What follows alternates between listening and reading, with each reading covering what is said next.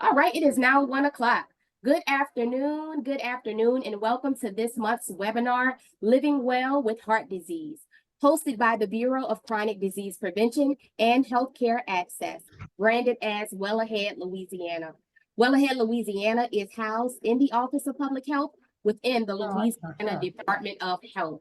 I am Tiffany Treadway, Communications Officer for the Bureau, and we are excited and delighted to have you all join us this afternoon. We have an awesome presentation prepared for you with two dynamic keynote speakers. At the end of today's presentation, there will be a question and answer segment. Feel free to drop your questions and or comments in our chat box, and you will be acknowledged at that time. Before we begin, I would like to bring on our Bureau Director. However, I believe she is in another engagement at this time. But on behalf of Ms. Avis Richard, our Bureau Director, we welcome you with open arms. Thank you all for joining us as we speak and gather today on heart disease and wellness. Our very first keynote speaker today, Tanya Chapman Griffin.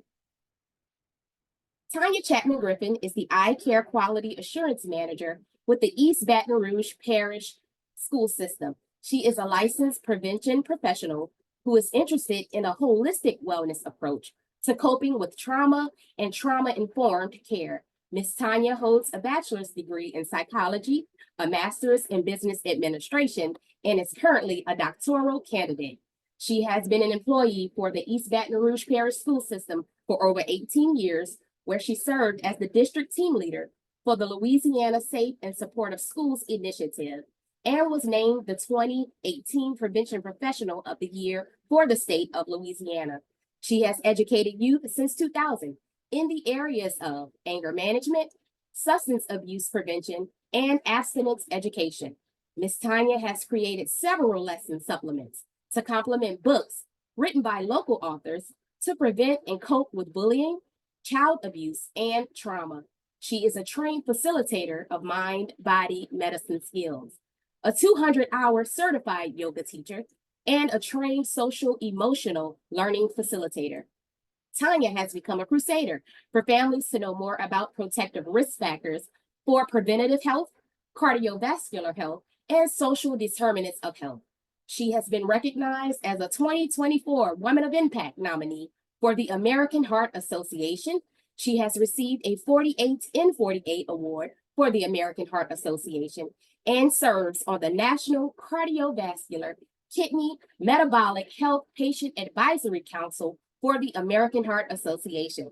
Tanya is also a certified Zumba fitness and work dance fitness instructor and the owner of Curvy Girl Dance Fitness. Without further delay, ladies and gentlemen, Miss Tanya Chapman Griffin. Thank you so much, Mrs. Treadway. That thank you. And I want you to come with me everywhere. I really appreciate it. And Dr. Keller, I saw you nod your head when she said Zumba. So I'll tell you why I'm so passionate about physical health as well as mental health. So working with the Eye Care program, we are in East Baton Rouge Parish Schools, and we really appreciate the opportunity to speak here today. So thank you so much, Well Ahead. Really appreciate that. As well as talking about being heart healthy, not just physically healthy, but also emotionally and mentally healthy as well. So I'm passionate personally because I am a survivor of pulmonary embolisms in both lungs. I have lung damage. I will have it the rest of my life, but just want to continue the conversations with adults as well as our young people about staying healthy, so making sure that we are increasing our cardiovascular health, whatever that looks like for you as an individual. And so Zumba fitness was something that I began to help me emotionally after the loss of my father.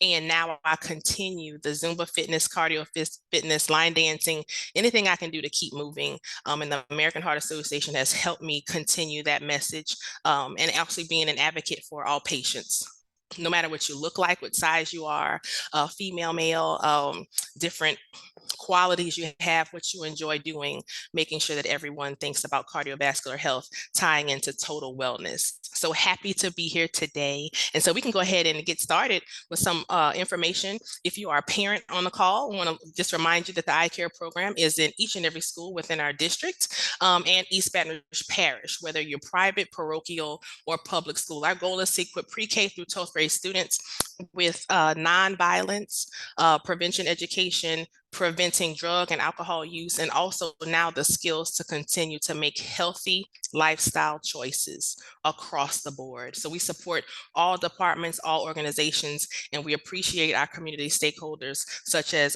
Dr. Keller. Next slide, please.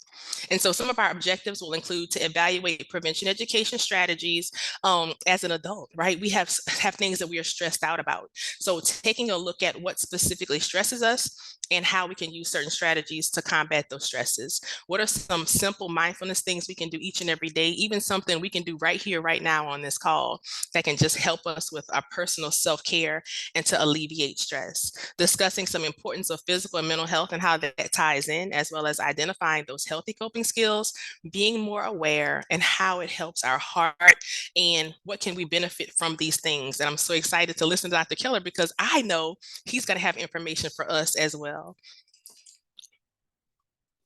Okay, so I love this quote, and it says, taking care of yourself helps to keep your mind and body primed to deal with situations that require resilience. So there are things that we can control in life and there are things that we cannot control, right? So for instance, I'm at a school site right now. I cannot control the fact that I had to come to this school site and that I'm still here and I thought I may be at another location. But what can I control? I control that I follow the timeline Ms. Treadway gave me. I can control that I have my bottled water here. I have half of a sandwich here, and I can control my mindset. If I have a positive outlook on what's going on versus a negative outlook, right? So just taking into account being aware, making sure that we know that there are things that we cannot control and those things will come up when we least expect it, but having the mindset that says, but I can control certain things about this situation. And that in itself is positive thought. So if you're writing down notes, you want to take things down, having a positive thought process, a positive outlook, and a positive attitude is important to be resilient. All right, mindfulness. Simple definition here. It talks about being more conscious, more aware of the inside and the outside present. So taking a look at mindfulness, I like to think about those 5 senses that we learned very early on. What we see, what we smell, what we taste, what we touch, and what we hear. Focusing on any of these specific areas allows us to be more mindful. So if I'm anxious about the rain, about bad weather coming, right? I can say I'm looking at the rain, but is this something I should be focusing on directly? Maybe not. Maybe I need to color. Maybe I should journal. Maybe I should do something else, or even make sure I have an umbrella with me if I know bad weather is coming. Also being able to calmly acknowledge my own feelings and state of mind and bodily sensations. So as we talk about the bad weather for me, I know that my heart starts to pump fast, right? And maybe I get dizzy or lightheaded, or I can kind of feel my breathing start to pick up fast. What I should do for me when I acknowledge those feelings is then do something because I become more aware of those feelings. So what I would like to do is to ask just some feedback in the chat, if I may. Place something in the chat that occurs to you if you've been stressed or anxious. So either something physically or emotionally or mentally that happens to you that you've noticed if you are stressed or anxious. It could be one word or several words. Something that happens to you either physically or mentally or emotionally if you're stressed or anxious. And Ms. Treadway, would you be able to read some of those for us? Okay, thank you. Absolutely. Here in the chat, we have crying. I see meeting new people, heart palpitations, faster heart rate, sweating, go to a quiet room, sweating and heart palpitations. Okay, yeah. So these are things. So thank you all for sharing. First of all, these are things that we encounter each and every day, and most of the things that you've named we can't avoid. So like we cannot avoid meeting new people. I can't avoid having rainy weather. I'm in Louisiana. Like, oh, August is coming. August is coming. And so making sure that we are being aware and conscious of these feelings, what they do to our physical body. You talked about sweating, that's physical. We talked about maybe heart palpitations or being shy or nervous. These things are all tied in together to our total wellness. So the more aware we are, the better equipped we can be to actually do something about our feelings physically or mentally, right? So I appreciate that. I still see some more coming in. You want to read those, Ms. Treadway? Absolutely. We have itching on the wrist. Okay, I'm scratching now. So even something like itching, right? So if we're more aware, let's say this, these things are happening. The last part of mindfulness, the word I never put up here, is to be non-judgmental. So even though we're more aware and we're acknowledging our feelings, we also should strive to be non-judgmental, because these things are normal. These things are human, and that's what we are. So not judging ourselves and trying not to judge others when they come to us and tell us these things. So thank you for sharing that. And we go to the next slide. All right, 4 pillars of self-care. So we talked about mindfulness. We talked about accessing some of the things that bring us stress and anxiety. These 4 things can encompass self-care. Number one is having a support system, a group of people that you can genuinely trust, that care about you and you care about them, that you can reach out to if something feels a little off. If something feels off with the heart palpitations, right? If something feels off with the itching on the wrist and you're breaking out in hives, making sure that you tell somebody who can help. Your daily living activities. We have to-do lists, a long list of things that are occurring. Dr. Keller said earlier he wishes he could be here, but he had to see patients, right? He had to do some things. There are tons of things on that list over there, right? So it is okay if he has to knock something off the list to make sure that he's healthy physically and mentally. Same thing for me. I'm at a school site, I have to go to another site, but it is okay if I need to take something off my plate so that Tanya can remain emotionally and mentally healthy today. Physical health, doing your best to have a regular bedtime routine. All adults should be getting between 7 and 9 hours of sleep. We are not doing that, family. Our eating schedule, I mentioned my little half sandwich here. He's looking at me and I'm looking at him. And then making sure that we are getting our heart rate up to have some physical activity, but also monitoring how often we go to the doctor. We should not only go when something's wrong, we should also go to prevent things from happening, doing those annual wellness checks and making sure that you're meeting those benchmarks that our doctors give us. We trust them and they care about us, and we should follow what they prescribe for us to do. Also, having a productive and a creative life. Do something that allows you to have joy, something that is in line with your values and gives your life meaning, whether it's journaling, coloring, dancing, or even coming to one of my Zumba classes. I'm teaching Zumba tonight because it's going to bring me joy and help me relieve stress. Next slide. All right, here, quick look at some ACEs. ACEs are adverse childhood experiences. We do a training that goes deep into each and every person having some type of adverse childhood experience. All of us collectively have encountered something called a hurricane. So here, this comes from the ACEs Connection. It's also on the CDC website. We have household ACEs, we have environmental ACEs, we also have community ACEs, things that are sometimes not seen, such as like historical trauma, generational trauma. So we go through these types of ACEs. These are also a part of things that we cannot control, right? So what do we need to do to combat the traumatic experiences and events that we go through collectively or individually? We have radical self-care. Number one, it says nurture yourself as you would a newborn child. When you have that newborn, 3, 6, 9, and 12, you're changing diapers, feeding that baby, hugging, caring, and nurturing. We should also be doing that to ourselves, for ourselves. And as adults, when I ask this question, how many people are actually doing that? Not a lot. So put in the chat if you nurture yourself as you would a newborn child, either a yes, a no, or a maybe. Feel free. Go ahead and put that in there, either yes, a no, or a maybe. And then I'll keep going. So containing stress. We should be containing our stress, making sure that we are doing the things that give us joy. And so, Ms. Treadway, I see you smiling. What's the chat saying? We have a running list of no's so far. Oh, wait a minute. We have one yes and one yes, but then forget to the cycle repeats. Not much. Yeah. So I appreciate I appreciate us being honest with each other, right? Honestly, because many days I'm a no. I'm gonna be a yes today, this afternoon, but I wasn't a yes all day, right? So I'm trying to be more aware of that, even for myself. But the awareness component is so important. So containing that stress, making sure that if we feel ourselves getting ready to bubble over like a hot pot of gumbo. I use that example. So many things go into a delicious gumbo, but if you cover that pot and turn the heat up like life is life in, right, that pot starts to bubble over. And that's when we start to have significant physical health issues, right? So we want to make sure we're containing stress, we're continuing the exercise, we're taking responsibility for meeting our needs, but also for solving the problems that life gives us so that things don't pile up. And then number 5 is my favorite. Don't postpone joy. Don't say, well, I'm going to take that vacation next year because I deserve it. No, you deserve it today. Go to Blue Bayou today. You know, I'm going to go to Whole Foods today. Okay. I want that nice smelly soap. I've been looking at it and I'm going to get it today. Today is a Thursday. Why not? So not to postpone joy. Next slide, please. And that is a part of our radical self-care. So many things have happened to us, especially 2020 and beyond.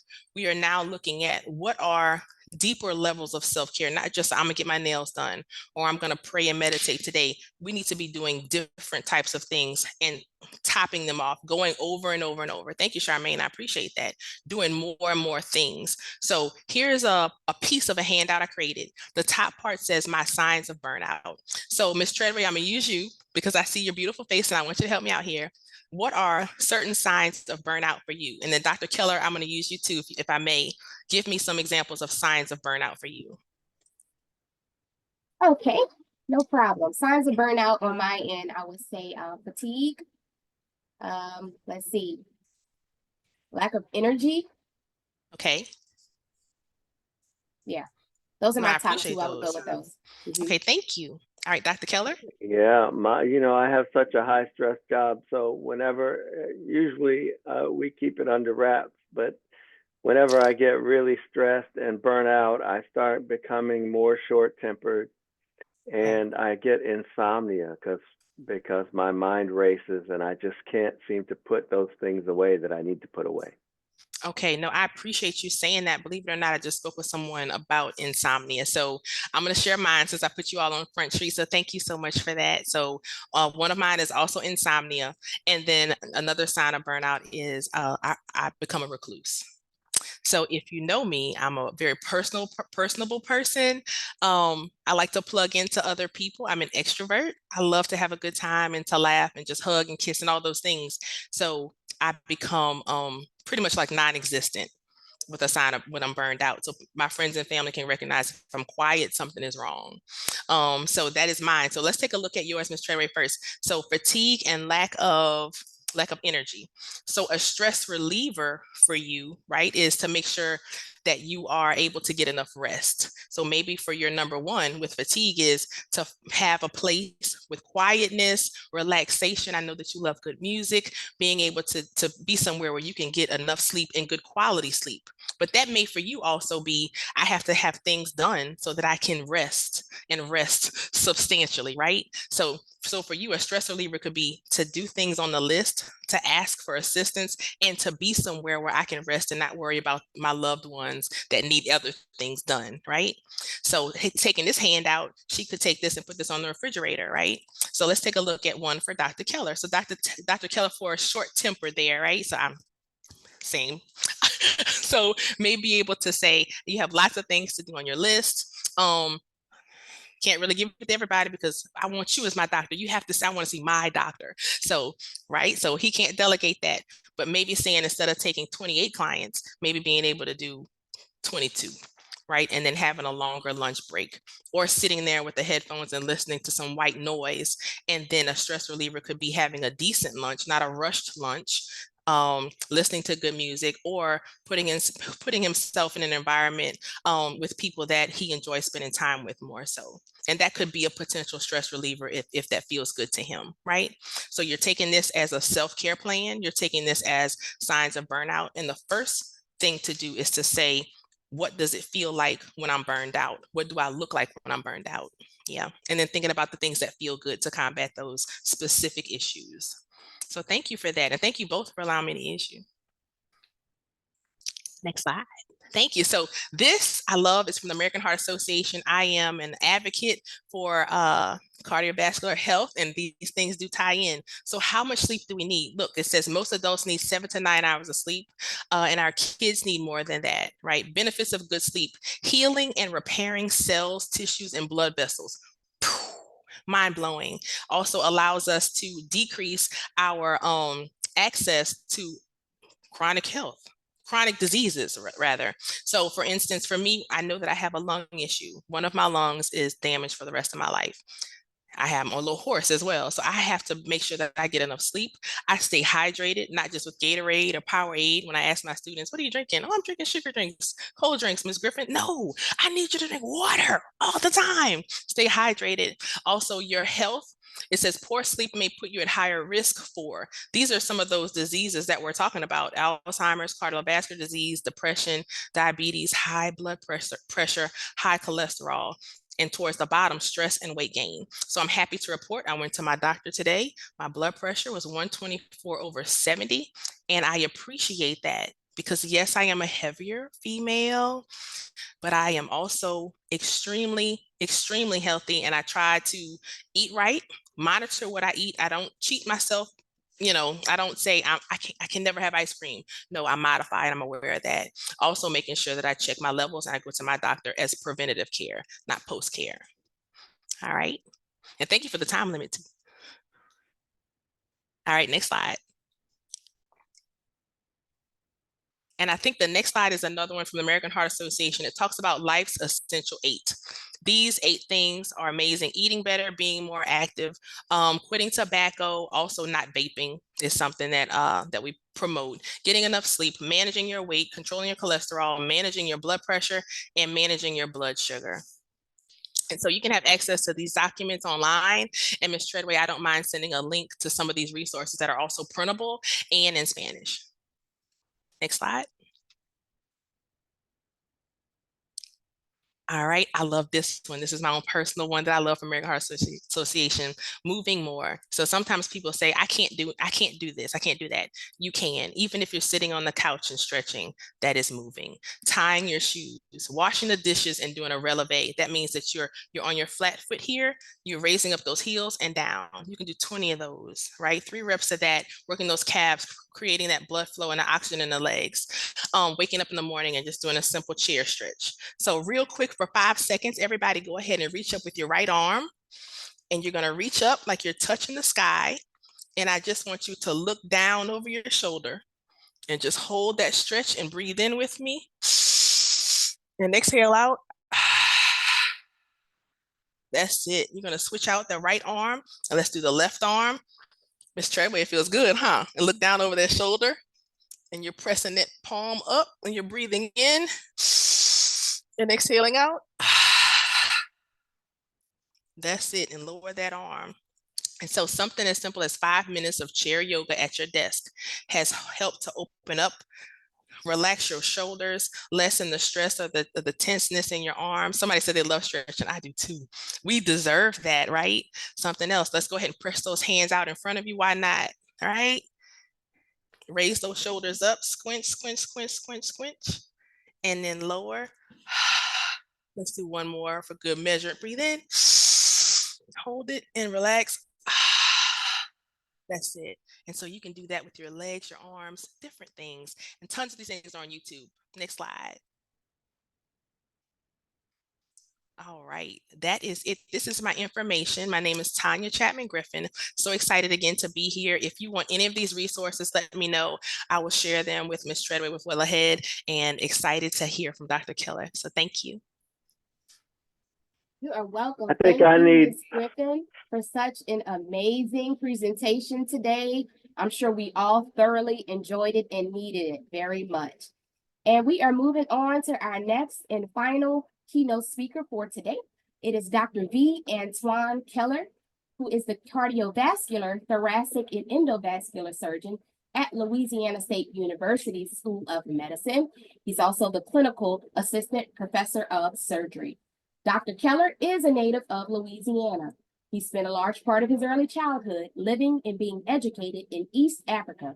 As his father moved the family to Kenya to complete his PhD, in political science, and then to Ethiopia during the revolution so that he could research Ethiopian politics firsthand. He completed high school in Berkeley, California, and then attended the University of California in Los Angeles for his undergraduate studies, and subsequently Duke University School of Medicine. Dr. Keller completed his general surgery internship, residency, and research fellowship at Tulane School of Medicine, where he participated actively in various experimental and clinical research projects. His thoracic and cardiovascular surgery residency was completed at the Carolinas Heart Institute at the Sanger Clinic in Charlotte, North Carolina. Dr. Keller is board certified in cardiovascular and thoracic surgery and is actively involved in several cardiac surgery and cardiology professional societies. Dr. Keller is also the author of many scholarly publications, presentations, book chapters, and abstracts, and has participated in countless experimental and clinical studies. Thus, he is intimately aware of and involved in the application and development of cutting-edge technology and dedicated to providing access to the best that medicine has to offer for his patients. He has also received scores of prestigious awards, including the Tulane School of Medicine Owl Club Award of Excellence in Teaching, the Robic Sec Traveling Fellowship in Lahr, Germany, and numerous others. He maintains membership in the American College of Surgeons, the Society of Thoracic Surgeons, the Southern Thoracic Surgeons Association, and numerous other professional organizations. His professional interests include valvular heart disease, minimally invasive valve surgery, and endovascular surgery for aortic aneurysms. As a devoted father and family man, Dr. Keller has long had interest in reaching out to children in his community in an effort to show them that the world is much bigger than the one they see every day. Over the years, he has been involved in various activities and fundraising efforts, including associations with the Boys and Girls Club of America and Climbing for Kids, both charities that inspire kids to test their limits. Dr. Keller is also the founder of a nonprofit organization called HeartSense, whose mission is to find creative ways to eliminate healthcare disparities and promote health equity in disadvantaged communities. Without further ado, ladies and gentlemen, them and they, let's give a great big virtual round of applause for Dr. V. Antoine Keller. Thank you very much, Tiffany. I appreciate the privilege of being able to talk to y'all today. I think I need 30 minutes of Tanya every day. That would do me just fine because we all have so much stress in our lives, and it's important to be mindful about that. And we really appreciate your work, Tanya, and sharing all of that with us today. I have been given the task of talking about cardiovascular disease and how to promote cardiovascular wellness in your daily lives. And one of the things that strikes me about this webinar today is there's only one man on the webinar. Brian, I appreciate you being here. And I think it highlights a problem that we have in a lot of communities, but specifically in underserved communities, that Black men and Hispanic men don't necessarily participate in their wellness to the level that they should. And I'm going to share a brief story with you before I start to talk. In about 2 weeks, I'm going to New York to sit on a panel to discuss some very important subjects related to cardiovascular disease in men at the American Psychiatric Association meeting. And the panel is focused on a concept in psychiatry called John Henryism. I don't know if you all remember the story about John Henry, but he was a steel-driving man. He was one of the fastest, strongest people who was laying track for the Transcontinental Railroad. And at one point, John Henry was challenged to a race to compete against a steam engine. And everybody thought that the steam engine was going to win, but John Henry actually won the race. And the last spike that he drove, just after he drove the last spike, he died. And so there's a concept in psychiatry called John Henryism, which is focused primarily, it was developed in 1966, but really does describe how African American men ignore their wellness and ignore their untreated hypertension and dyslipidemia and cardiovascular disease in general because they're so busy working and making a living and taking care of everybody else that they don't focus on their wellness. And so I commend you, Brian, for being on the webinar, and I'm going to charge all of you ladies to take care of the men in your lives and tell them that they have to be more mindful about their cardiovascular wellness. Okay, next slide. So living with heart disease is a topic that I talk about a lot, and I like talking about it because people generally pay attention because most people have had somebody in their lives who has succumbed to the ravages of cardiovascular disease, whether it be stroke or hypertension or kidney failure or heart attack and so forth. And so when I usually give this talk, I usually entitle it How to Prevent Your First Heart Attack. And that usually catches people's attention. And so next slide. So a lot of people don't realize that cardiovascular disease is so prevalent in this country. And when people come to the office or when I give talks, I sometimes ask them, if you had to be sick and had to have something, would you rather have heart disease or cancer? And almost invariably people say, well, I'd rather have heart disease because I don't want the big C. And then I give them the statistics that heart disease kills more people in America than all types of cancer combined. And it's particularly bad in underserved communities of African Americans and Hispanics. Every 33 seconds, someone dies from cardiovascular disease in the United States. It's the leading cause of death in America. And something that we need to pay more attention to and stop trivializing because it does really have an impact on everybody's life. Next slide. This map is one that we really have a hard time with because of the fact that it illustrates the places in the state of Louisiana that have the highest incidence of cardiovascular death. And you'll see in the western side of Louisiana, the vertical part of the boot, it's particularly bad. And one of the places that it's especially bad is in the river parishes. You'll notice on the right side, all up and down the river, we have a lot of red spaces and dark orange spaces. One of the interesting things about these parishes is that the level of poverty or the degree of poverty in these parishes is sometimes so bad that more than 50% of the population of these parishes lives below the poverty line. And this is data that comes from our friend George Bell at the Capital Area United Way and a study they did called the ALICE study.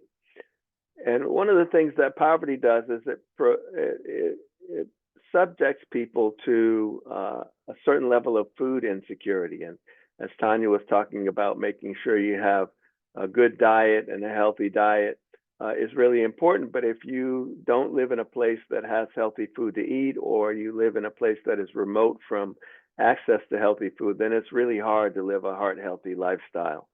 So we have to do a better job with that. And the Well Ahead people do a lot with providing healthy meals and access to healthy, nutritious things to people, especially as far as education is concerned. So we commend you all for doing that as well. And we are always happy to participate in programs with you because you really do provide a level of education for the community, which is essential and very much needed, especially in these places that have a high incidence of cardiovascular death.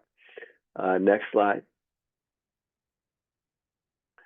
Everyone has undoubtedly seen a picture of the heart. There are a number of different components of the heart that are important, but as far as preventing your first heart attack, it's really important to understand what happens in the actual blood vessels, the ones that supply blood to the heart and the other organs. So we'll talk about that in a moment. But one of the things that we have particularly been focused on with HeartSense, and Dr. Cullens has been very helpful to us, as well as Ms. Richard and Ms. Brent and all the other people at LDH, is the understanding that heart valve disease, which is a disease of the valves of the heart where they become blocked with cholesterol plaques, just like hardening of the arteries, is something that is becoming more and more prevalent as the population gets older. And one of the things that our HeartSense program has uncovered is that in underserved communities, like many of them in urban Baton Rouge and in rural areas in Louisiana, we have a really high prevalence of heart valve disease, more than we would ever think from looking at the literature. Literature indicates that we shouldn't have as much heart valve disease in these communities, but the literature is dubious because it focuses on people that have already been discovered to have this problem. And our HeartSense program has uncovered the fact that about 44% of people who are over the age of 60 who live in these underserved communities have a heart murmur, which is the first indication that they might have heart valve disease. 44% of people over age 60. So it's a big problem, and one that we are helping to reveal here by virtue of the fact that the Well Ahead people and LGH have thought enough to support our program, and we are very, very grateful. You'll see several manuscripts coming out in the literature which illustrate this fact, and will leave Louisiana as a shining light in the fight to uncover undiagnosed heart valve disease in our population that's at risk. Next slide. So what is heart disease? Well, it includes coronary artery disease, which is primarily responsible for heart attacks, but it can include irregular heartbeats or atrial fibrillation. Sometimes people call them palpitations, a really big cause of stroke in America. And undiagnosed irregular heartbeats are very, very important to uncover because they leave people at significant risk of having a stroke for no apparent reason. Just people all of a sudden develop a stroke and then they spend the rest of their life in a wheelchair or in a home. Heart valve disease, we talked about congenital heart defects, oftentimes manifest themselves in adults. We don't know about them as kids. So those are very important for us to pay attention to as well. And heart valve infections, endocarditis, which is an infection in the bloodstream that goes to the heart, and rheumatic heart disease. A lot of people don't realize that strep throat, when you're young, can cause you to have heart valve disease when you're older. And it may be 20 or 30 years down the line. So it's important whenever you feel sick and think you might have strep throat to go to the doctor and get those antibiotics quickly rather than trying to wait it out at home. And Tanya alluded to this in her talk as well. Next slide. And so what do you look out for in heart disease? Well, you know, these things are all things that everybody knows to look out for, but there are certain really ominous signs that people oftentimes don't pay as much attention to. And one of them is just feeling like they're getting older and they're slowing down. Oftentimes that's the first manifestation of heart valve disease. Another thing that people do is when they start to have these kinds of symptoms, when they do certain things, they don't do those things and the symptoms go away. That doesn't mean the problem is going away. That just means they're modifying their lifestyles to accommodate their symptoms. This is a particularly egregious thing to do because of the fact that it can cause you to have a problem called sudden cardiac death, where you think everything's going just fine, but you don't do those things that you like to do, like play with your kids or your grandkids, or you don't climb up the stairs, or you rest when you get halfway up the stairs. But one day you're going to have to run up the stairs or run after your kids or run after your grandkids, and that's when it hits you.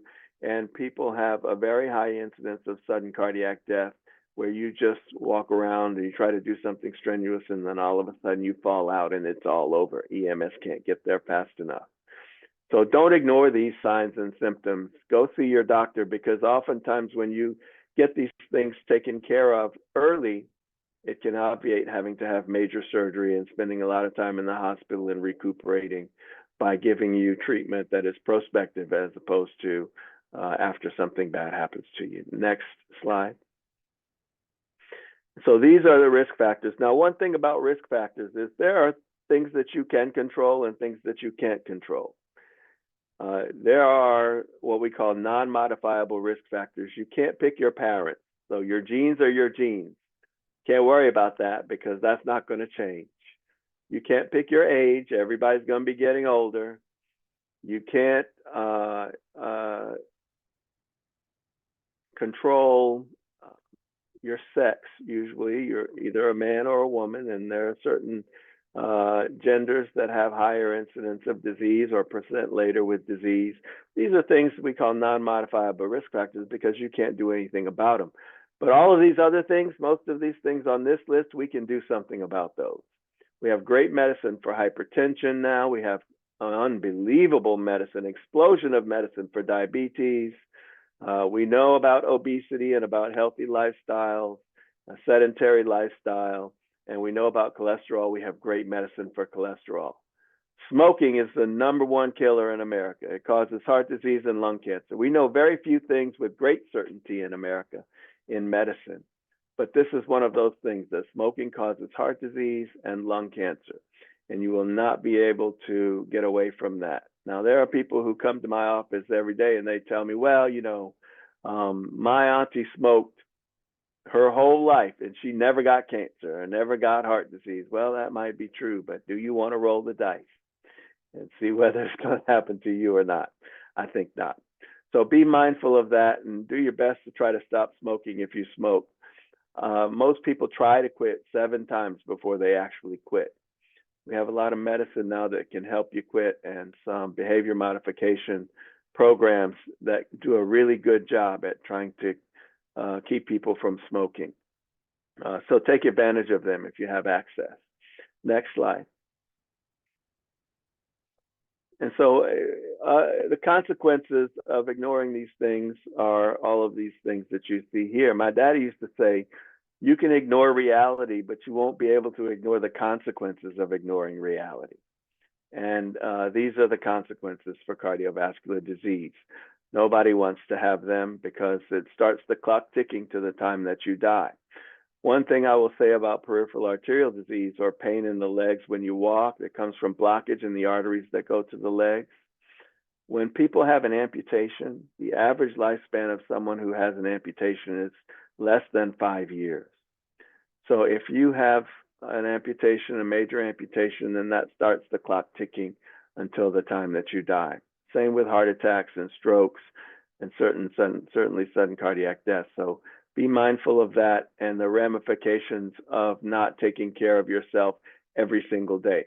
And I tell my patients all the time, every day that you don't take your blood pressure medicine or you don't take your diabetes medicine and your sugar's out of control takes a day off the end of your life. So look at it that way, and hopefully it will make sense to you. Next slide. So whoop, back up one. That's an important one there, Tiffany. Thank you. So, I thought there was one in between. No? Okay, we'll talk about plaque. So plaque is at certain points in time, it happens to everyone to varying degrees, but you develop cholesterol plaques which build up in the middle of the wall of your artery, and it pushes the wall of your artery closer and closer and closer together until eventually the blood cells have to go through that little space in single file, and you develop plaque which collects platelets and makes the hole smaller and smaller and smaller until your blood vessels cannot get enough blood flow beyond where the plaque is to be able to accommodate the metabolic demands of your blood vessels or your tissues. So you have a heart attack or a stroke or some sort of peripheral arterial occlusion, which needs to be revascularized. This is something that is partly genetic because how you handle calcium in your body is certainly related to your genes, but it also is severely impacted by your diet and what kinds of things you do every day, whether you live a sedentary lifestyle and so forth. So we want to try to obviate the building up of this plaque as best we can by doing all those things that everybody knows to do, but sometimes we forget to do. Next slide. So this is the slide that I was thinking of. Living well with heart disease. Living well with heart disease means taking care of your cardiovascular wellness every day. As Tanya mentioned, when you make that lifestyle change, don't put it off until tomorrow, because tomorrow never comes. Do it today. And it doesn't take something big like going out and running a marathon. Perhaps it's just walking around the block one time every day until you walk around the block 2 times every day. And then you walk around the block 3 times every day. It helps to have a partner to do these things with, because it takes your mind off of what you're doing. What I do is when I'm on the treadmill, I try to exercise every single day, because I know what happens if you don't. I see it every day, and I don't want that happening to me. So I will go on the treadmill and I will watch shows or listen to music or watch the news, and but it always helps to have some company. Take your medication as directed. Keep all of your appointments. Ask questions of your doctor. If your doctor doesn't want to answer your questions, then you need a new doctor, because we love engaged patients and we want them to ask questions. We always have time for those questions, and because then the patients will be healthier and they'll be happier, and they'll refer more people to you. So it's really important that your doctor answers your questions. Next slide. So Tanya went through a lot of these things, but the ones that are easy are controlling your diabetes and blood pressure, checking your cholesterol, your blood sugar, taking the medicine like you're supposed to, managing your stress, and meditating. I am a big believer in meditation. I meditate every single day, usually at the beginning of the day, because you have to prepare your mind to be able to accomplish all these things that you're trying to do to help everybody else. And certainly, you know, weight is something that we focus on a lot, and there are a lot of fad diets and a lot of quick fixes that people love to help people with their weight, but really there's no substitute to a lifestyle change and to a realization that if you do things in moderation, you can pretty much not postpone your joy and have what you like to have, as long as you do it responsibly. Next slide. And so these are some ideas to give you some thought about what you put into your mouth. And everybody knows these things, but not everybody is willing to abide by eating these kinds of things. And part of it is because of where we live. We live in the South, and we have a lifestyle that is generations long in the making. We like what we like.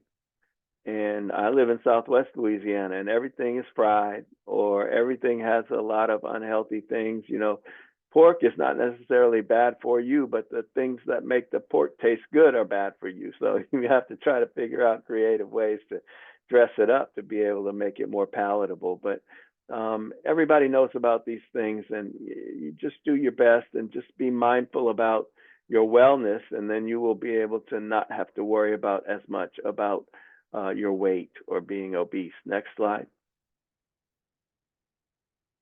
And so red wine, of course, everybody asks me, can a little red wine help my cholesterol? Yes, it actually can. You can have one a day, one glass, not one bottle.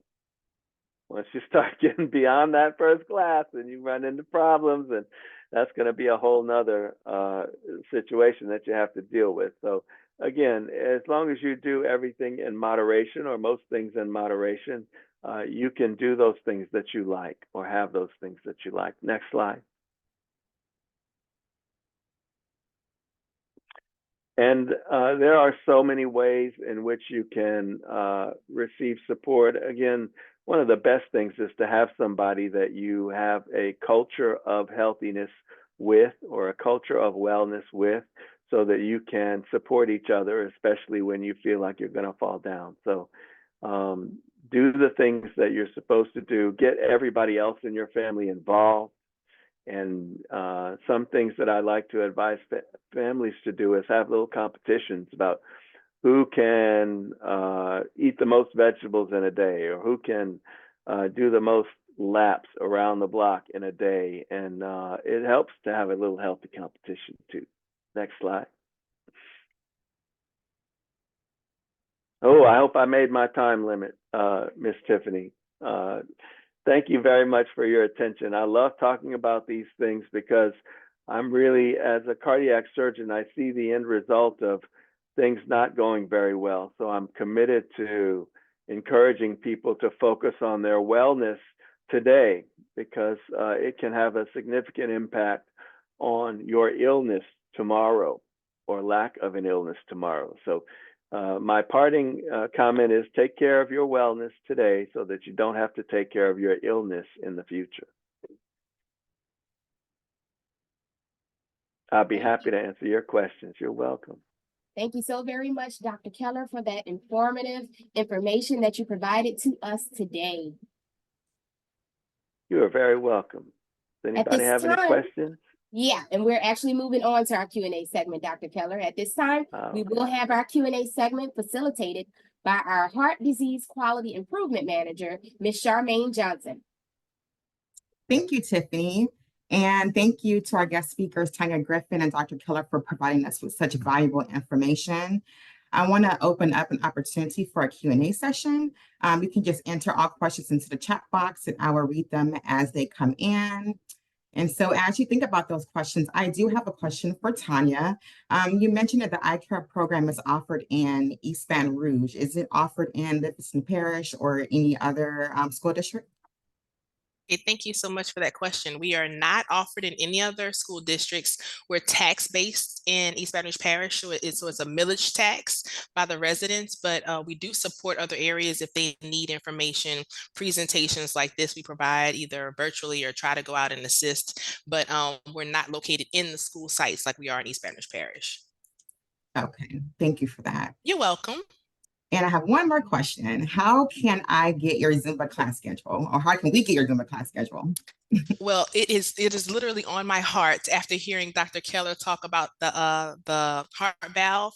My mom is a survivor of recently. She just made a year with having the heart valve surgery. The TAVR was done right there in New Orleans. And since he mentioned that and such good information, you can try my class for free tonight at a Dance Difference in Ascension Parish. If you want to come out, it is from 6 to 7. It's going to be a great cardio workout, lots of fun. We will not postpone joy. And so it's Dance Difference in Ascension tonight, but my other Zumba classes are as such. This summer, I'll be at Therese Dance School on Perkins Tuesday nights from 6:30 to 7:30. It's called Adult Cardio Fit, and it is everything adult cardio fit, blasts from the 80s and the 90s, lots of fun. All genders are welcome, all adults 17 and up. And then Thursday nights, again, in Ascension Parish, Dance Difference, spelled D-A-N-S-E, Difference. It's a dance school there off of 44. And then Mondays at Westdale Middle from 4:45 to 5:45. You can follow me on Facebook or Instagram, Tanya Chapman Griffin, for all classes. And then I'll be offering a specialty class called Boots and Boogie. So Boots and Boogie is a line dancing class. We're bringing a trail ride to cardio health. Yes, Tiffany, it's happening, Boots and Boogie. And so we did it for the American Heart Association Go Red for Women fundraising to make sure that we are able to provide this type of information and free access to the communities that Dr. Keller talked about. So Boots and Boogie will continue to provide donations to the American Heart Association, and that'll be my specialty class. So Tanya Chapman Griffin on Facebook or Instagram for more classes. Come on out. I can't stop working out. So you can either join me or watch me do it. I'd rather you join me. I got to keep moving. Awesome. So thank you for that. Awesome. Thanks for sharing. Does anyone have any questions? So I have one for Dr. Keller, if anybody doesn't have one. So I found out recently that Tina Turner passed with high blood pressure issues.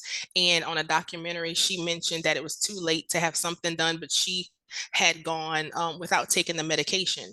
And I'm on the patient advisory for the cardiovascular metabolic health. Can you tell us how those things are connected? How can my kidneys connect to what my blood pressure issues are and then cause cardiovascular issues? I think that that's something that our demographic doesn't know much about, and I'm flabbergasted. So could you share? Yeah, it's very complicated because you have a system of hormones in your body called the renin-angiotensin system.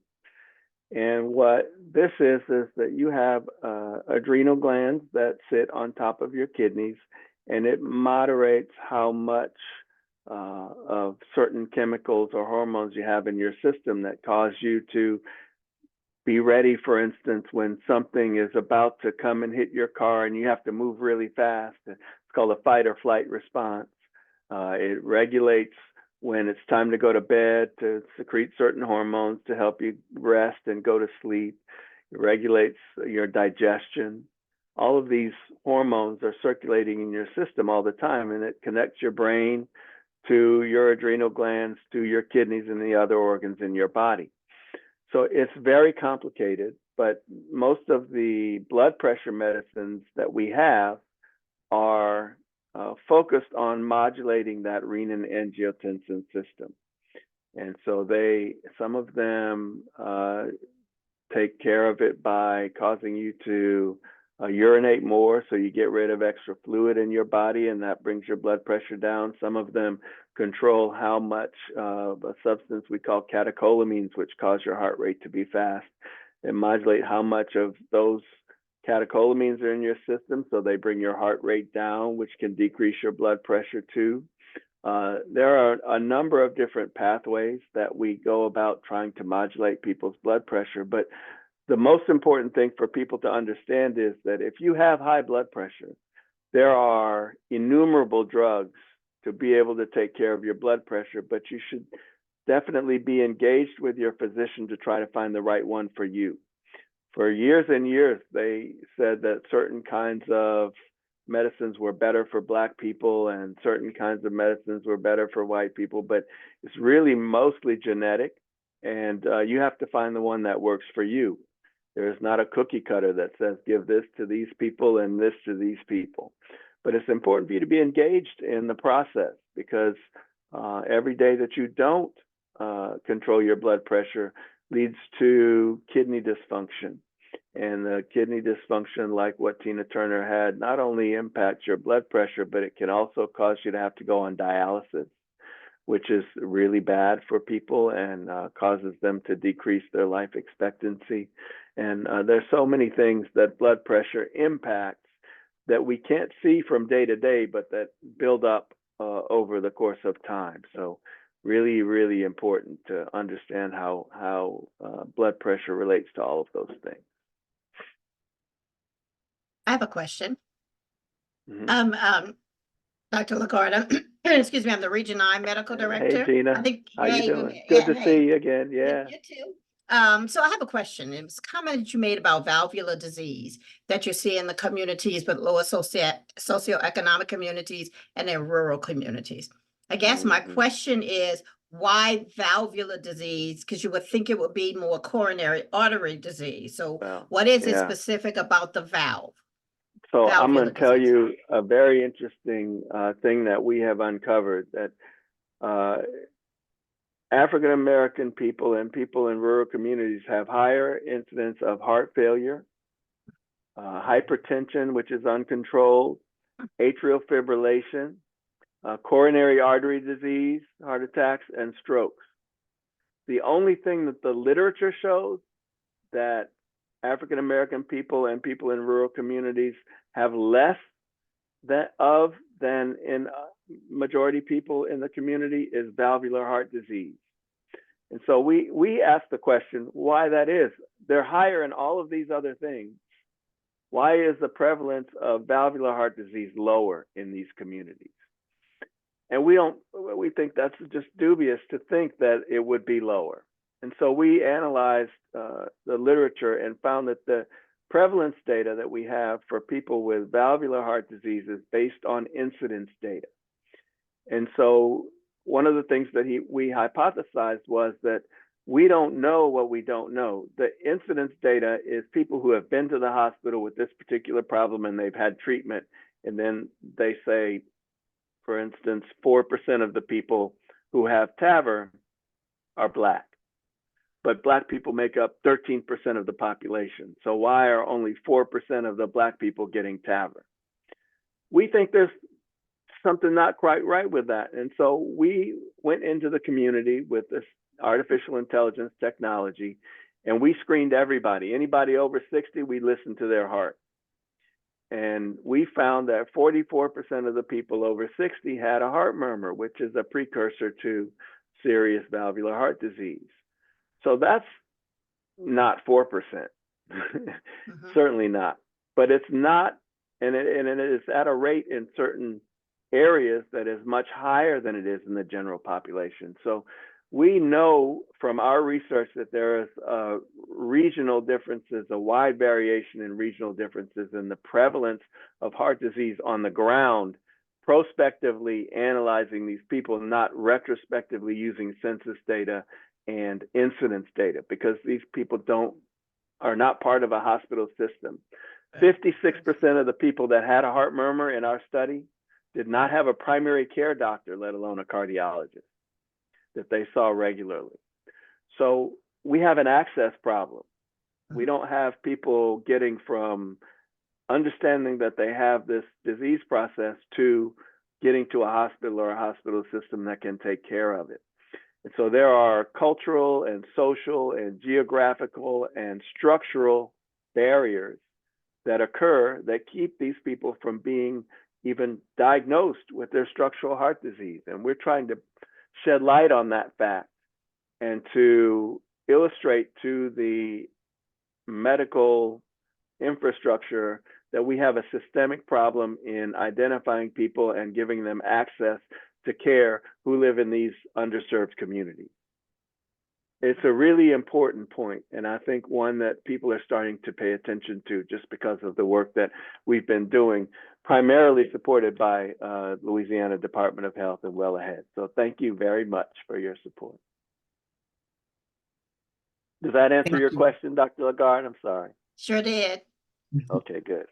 So, I just want to make a comment, and that is, even with my parents are older in their 80s, and actually my dad was 83 when he had a quintuple bypass, and actually perfectly good health, but he did have high cholesterol, which he was, he's complying on his medications, unlike his daughter. But I'm just joking. But some people. yeah.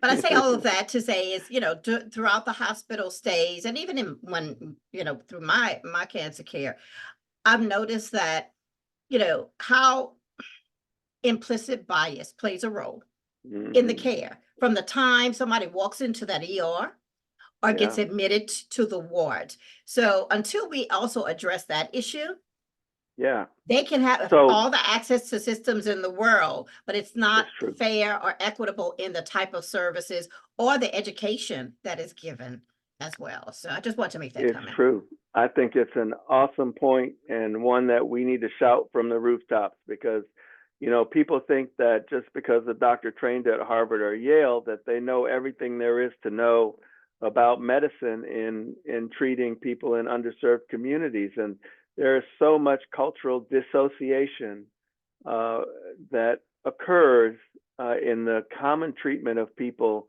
in healthcare in underserved communities that we don't realize how much cultural competence plays a part in